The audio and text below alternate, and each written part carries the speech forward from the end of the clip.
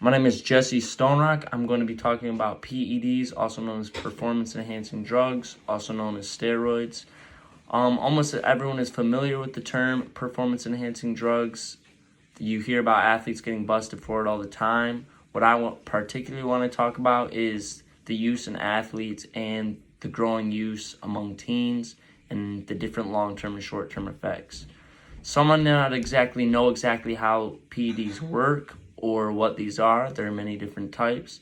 The three most common ones known are anabolic steroids, androstenedione, and some would say creatine, but creatine is iffy whether or not you want to consider it a steroid. I would instead talk about SARMs, which is a legal steroid that people are hopping on much more often now, and I think it's one of the worst when it comes to side effects. Long term, the side effects include an enlarged heart, stunted growth in teens, increased risk for prostate cancer, baldness, and many more. The research among long-term effects has not been studied as much as short-term. There are many short-term effects that we know today, such as kidney problem or failure, liver damage, increased blood clots, shrinking testicles, and development of breasts in men, and growth of facial hair. There's also an increasing amount of acne that is known to happen when men use steroids. Overall, the steroids that people are using for sports, they're using it to enhance their strength, their stamina, and make them better at the sport that they're partaking in. It's illegal in almost all professional sports. There is bodybuilding where there is performance enhancing drugs allowed, and there's bodybuilding where there isn't performance enhancing drugs. Either way, whatever sport you're doing, using these drugs can have serious problems on your lifelong span. Maybe some people know what WWE is. There are many different wrestlers that use steroids throughout their entire career, and it's very, very uncommon for a wrestler to last past 70 years old. You hear about it all the time. They die a lot earlier than expected. Anabolic steroids, the first steroid I just want to talk about is probably the most common. It's the one that bodybuilders and athletes usually use. It's meant for building muscle and improve athletic performance, and it is the most common for causing smaller testicles and growing chest and growing hair and acne. The next is androstenedione. Androstenedione is a hormone that is produced by the adrenal glands, ovaries, and testes that is legally prescribed in the United States. This is what your doctor will prescribe in certain situations, and it's for muscle growth and becoming stronger and stamina increase. It's not the particular drug that people would go to. Creatine is much more common. It's definitely the most common, and that's why some people wouldn't even consider it a steroid or a performance-enhancing drug. It increases water weight among the muscles, and almost every guy you see at the gym has either tried creatine or tried another type of drug that is called SARMs. SARMs is only supposed to be used among animals and for testing experiments. And now more commonly you hear about younger people at the gym using it all the time.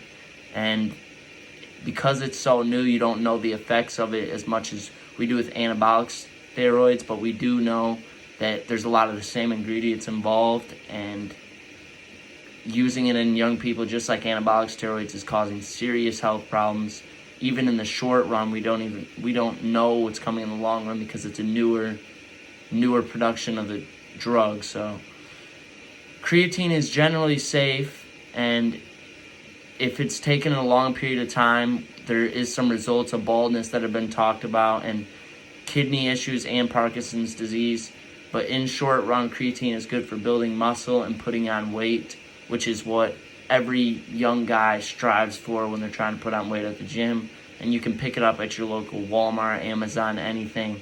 So that's why it's highly accessible to anyone. It's probably the most common of the androstenedione, creatine, SARMs, or anabolic steroids. It's the most heard about, the most used.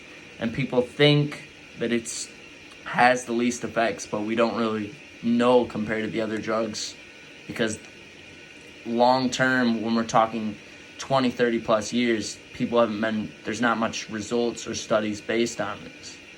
There are a number of long-term health effects and problems associated with all the use of performance-enhancing drugs.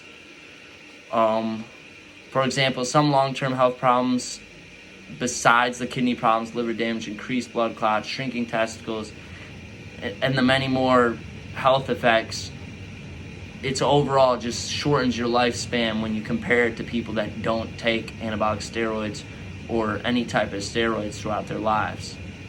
In sports, it's very unfair to your opponent. They do test for in almost all sports, so they are on an even playing field to the rest of the competition. But there is ways that people get away with it, especially in boxing. I'm a boxer and I know all about it, and I know that there's a lot of people underage, and because we don't test in amateur boxing, that you wouldn't know if anybody was doing it or not. You would only know in serious professional boxing, and people still get away with it in professional boxing. There's many studies on it and different pictures that explain that they have little shots that they put into their stomach that they don't test positive because they put in certain spots, and it's just unfair to your opponent. It's unhealthy, and the overall use of steroids should only be used in medical purpose, and it's a very serious concern, especially with teens and younger people starting to get onto it just to get bigger and stronger. There's many ways to put on weight without using performance-enhancing drugs and using things that aren't meant for what you're doing. This is my informative speech, and I hope you enjoyed. Thank you.